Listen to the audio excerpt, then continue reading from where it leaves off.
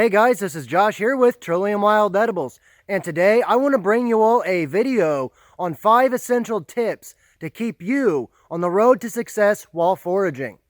Now there are a lot of things that can be said about foraging, and there are a lot of things that you may need so that way you can stay successful. So without further ado, let's get right into it. Foraging tip number 1, don't overfill your cup. Oftentimes I'll get asked, Josh, how do you learn all of these plants? I'm trying to learn them and I'm getting so overwhelmed. What I like to tell people is that A, in those situations they're trying too hard, and B, they're overfilling their cup. They're overflowing what their brain can retain, which does not make for a good learning environment. I try to tell people to keep it to around 10 or 15 plants a year.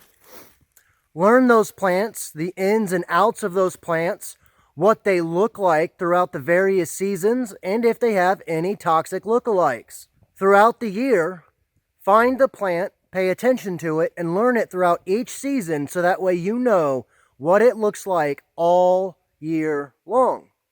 And once you do that with your list of plants, you'll realize that you're learning a lot more because you're focusing on a few things instead of this broad scope of all of the world of plants. Now, whenever you make your list of 10 or 15 plants, don't just go willy-nilly making a list of just random plants.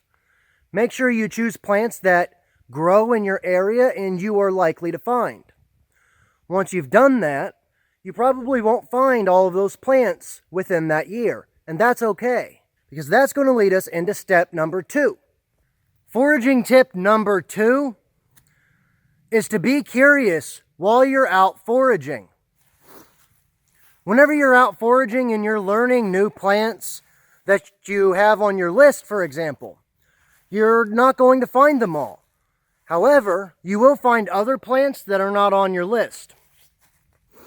Whenever you're out foraging, be curious. Take the time to look at the plants and the environment around you and find a plant that sticks out to you.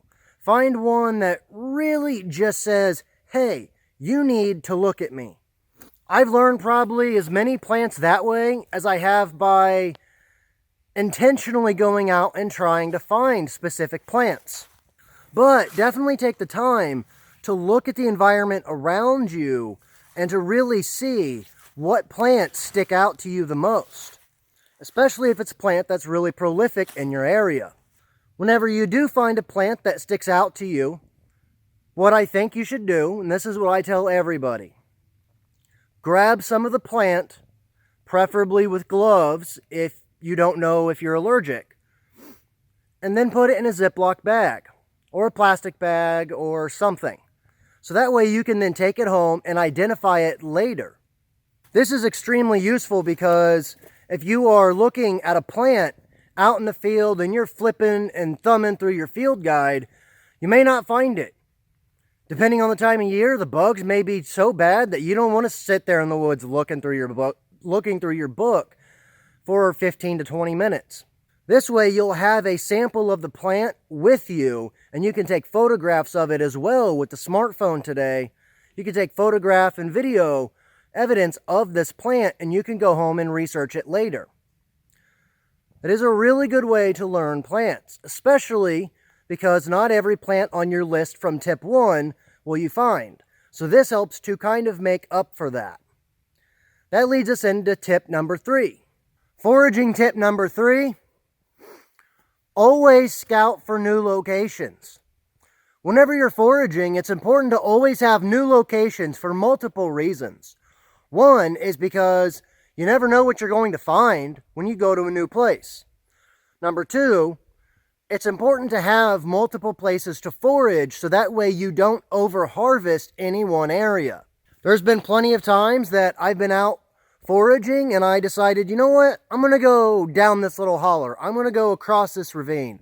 I'm going to check this side of the woods. And I found new plants and sometimes great sources of plants that I already used. It's a really good way to find new mushroom hunting spots. It's a great way to find new plants to forage. So always be curious and always look for new locations. If you keep frequenting the same locations over and over and over, you're going to become more familiar with it, and that's exactly what you want. But you want a new location to challenge you, so that way you can really see what type of environment and habitat some of these plants can grow in. Because sometimes you may be looking for a specific plant that grows in, let's say, wetlands. But maybe you're in a marshy area instead of a creek bottom. Sometimes that makes a very big difference. Foraging tip number 4, don't ever discount winter. Believe it or not, winter can be one of the most important months for foraging. Not necessarily for gathering and harvesting. Whenever it's wintertime, the leaves are off of the trees and we can see a big distance. We can see a lot further through the woods. This aids us to be able to scout new locations without having to walk as much ground. Whenever you're out and about hiking throughout winter, pay attention to areas that catch your eye, that you think, hey, you know what, there could be some interesting stuff here. And then go back and frequent that location throughout the year to see what all you find. Another good thing about winter is, well, we can spend more time indoors. This gives you an opportunity to put aside your dirt time for book learning, so to speak. Looking through books and field guides, watching YouTube videos, reading websites and web articles.